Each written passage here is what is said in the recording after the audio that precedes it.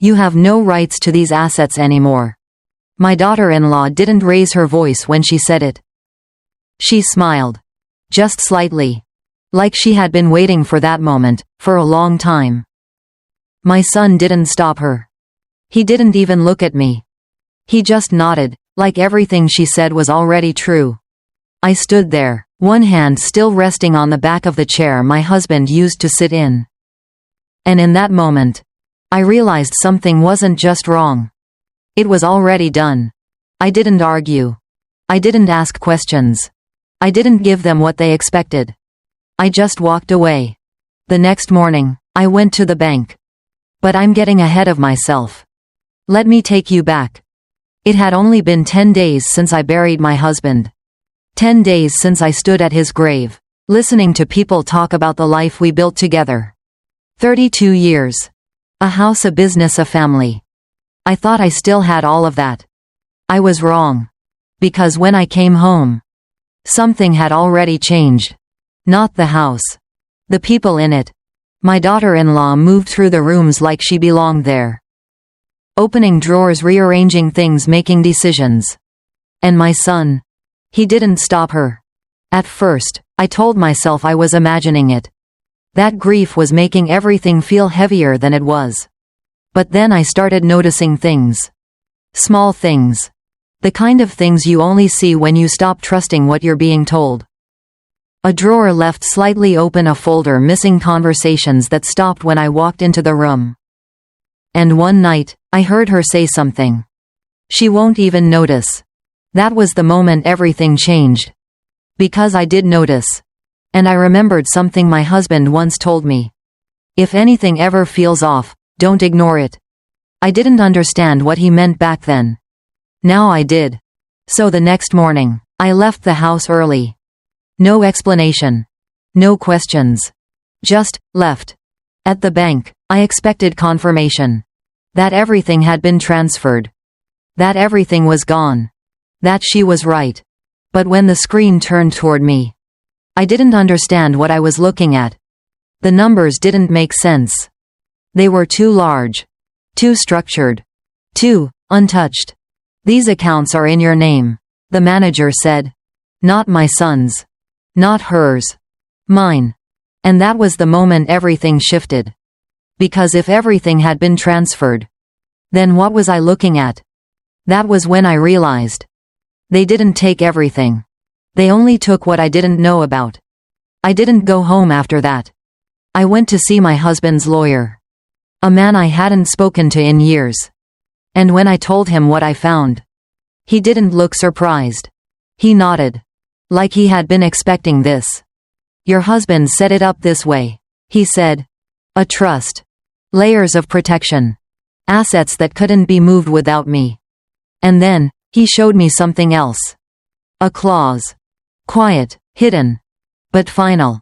If any party attempts to transfer or claim ownership of these assets without the beneficiary's consent. He didn't finish the sentence. He didn't need to. They lose everything, I said. He nodded. That was the moment I stopped feeling confused. I wasn't behind. I wasn't powerless. I was just quiet. So I went home. And I said nothing. I watched.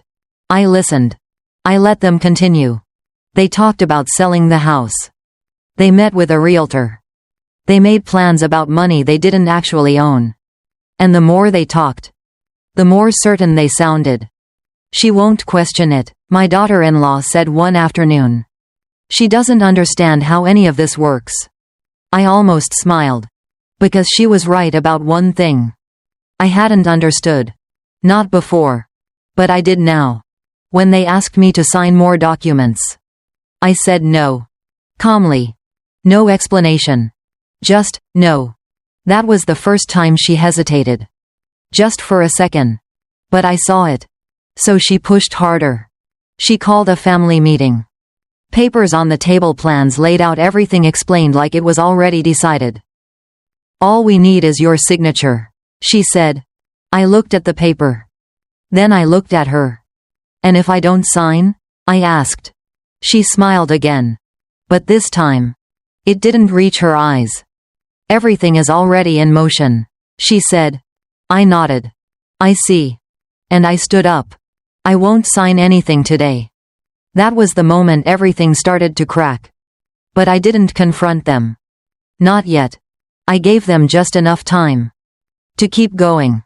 3 days later, I told them we would finish the conversation. Not at home.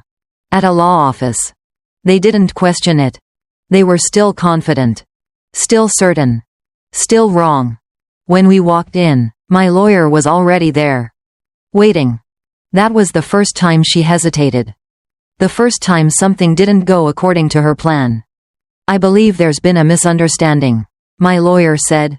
There's no misunderstanding, she replied. The assets have already been transferred. He slid a document across the table. Have they? She picked it up. And for the first time, she stopped smiling. My son leaned closer. What is that? He asked. The trust agreement, the lawyer said. Silence. Thick, heavy. Real. That's not possible, she said. It is, he replied. He turned the page. The house has not been legally transferred. Another page. The accounts you accessed are not controlling assets. And then, the clause. He tapped the paper lightly. She read it. Once. Then again. Slower. If any party attempts. Her hand tightened slightly. My son looked at me. Mom, did you know about this? I met his eyes. Yes. Just one word. That was enough. What does it mean? He asked. The lawyer answered. It means any unauthorized attempt results in total forfeiture. Silence. Complete. For the first time. They weren't speaking. They were listening. To me. I didn't raise my voice. I didn't argue. I didn't need to. Stop, I said.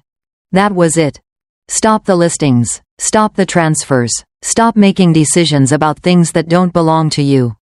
My daughter-in-law didn't argue. Not this time. Because she understood. They hadn't won. They had never been in control. They had just been moving forward blindly. And now. They knew it. When we got home, the house felt different. Not because anything had changed. But because they had. The confidence was gone. The certainty was gone.